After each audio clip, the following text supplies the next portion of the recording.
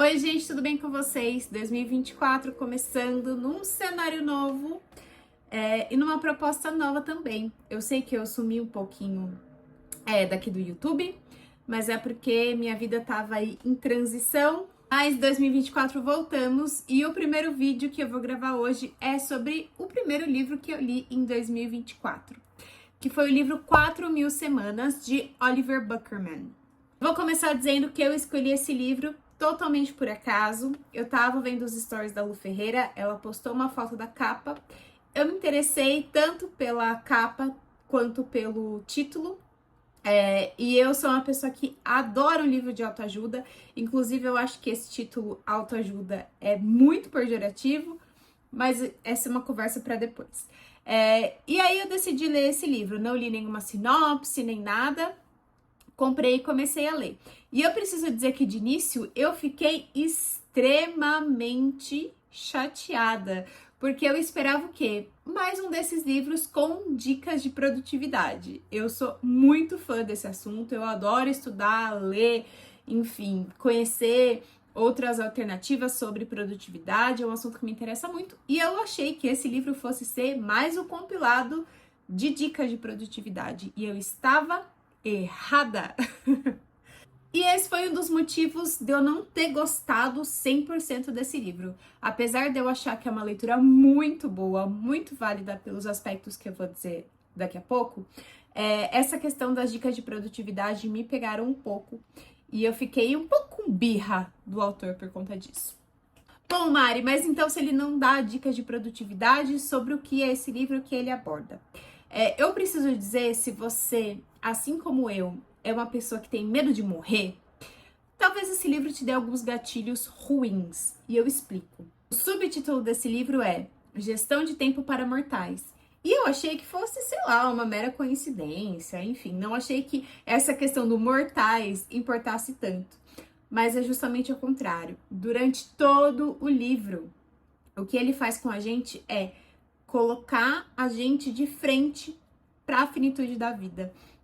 Fazer a gente encarar, entender e aceitar que a vida é finita. Óbvio, é uma coisa que a gente sabe, é uma coisa que é dada, né? Ninguém vive para sempre, pelo menos não no momento presente, quando estou gravando esse vídeo em 2024, vai que você tá assistindo aí, sei lá, daqui quantos anos. Mas a vida é finita e a gente sabe disso. E a gente também corre disso o tempo todo. E a gente vive como se a vida não fosse finita. A gente vive como se a gente fosse viver para sempre. E é justamente aí que esse livro pega a gente. Porque ele fica o tempo todo batendo na tecla de como a nossa vida é finita e como a gente aproveita mal a vida. Então, por isso que eu falo que às vezes pode até dar uma bad no começo. E eu fiquei até um pouco assim, sei lá, incomodada, porque ele fala muito, muito, muito sobre isso.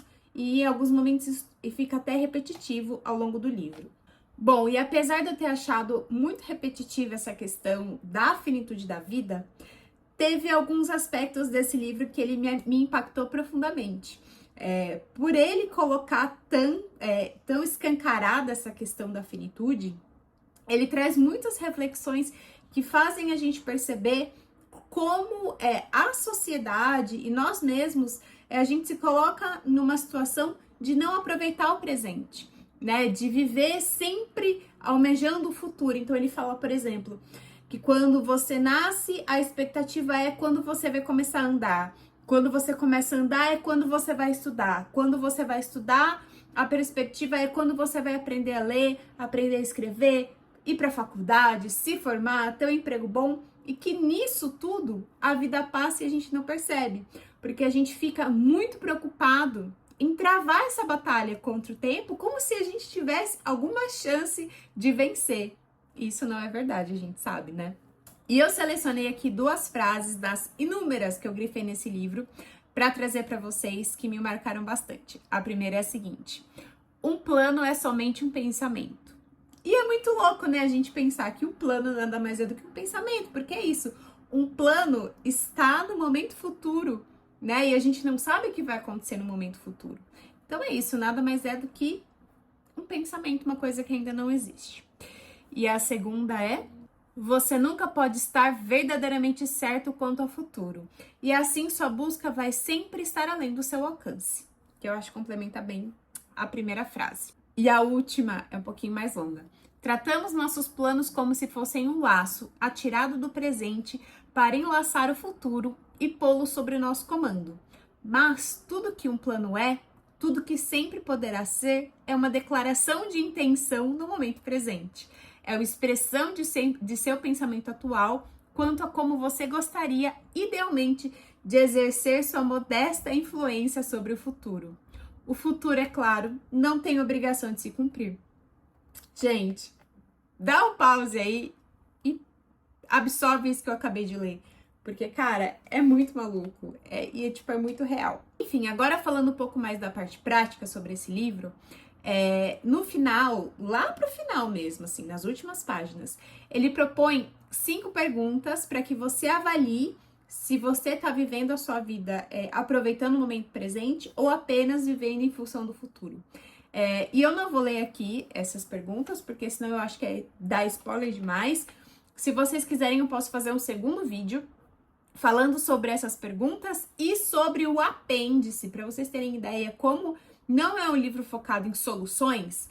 Ele traz sim 10 ideias de ferramentas, ele chama de ferramentas para abraçar sua finitude. Lá como um apêndice, não é nem parte do livro. Então, são 10 ideias que são propostas lá no final. Algumas delas são bem batidas, assim, são propostas que a gente lê por aí na maioria dos livros. Então, eu não vou abordar isso aqui nesse vídeo. Se vocês quiserem, eu gravo um vídeo à parte falando sobre as 5 perguntas e essas 10 ideias, tá bom? Bom, considerações finais. Eu achei uma ótima leitura. Apesar de todos os poréns que eu já abordei aqui ao longo desse vídeo, eu achei que foi uma leitura que me fez pensar muito, me fez querer sim mudar alguns aspectos da minha vida e tratar essa finitude com mais atenção e uma perspectiva um pouco mais presente na minha vida. Como eu falei para vocês, eu não acho que seja um livro prático, muito longe disso, é um livro muito filosófico, até pela maneira que o autor escreve, que ele propõe as coisas. A parte prática fica ali nas últimas, 5 folhas do livro. Mas eu acho que é um livro que vale a leitura sim. Se você tá aí nesse propósito, né? Eu acho que começo de ano tem muita essa energia de mudança, de querer trazer coisas novas para nossa vida. Então eu acho que esse livro é uma ótima leitura para esse momento, tá bom? Muito obrigada, gente, por assistirem. Até o próximo. Tchau, tchau.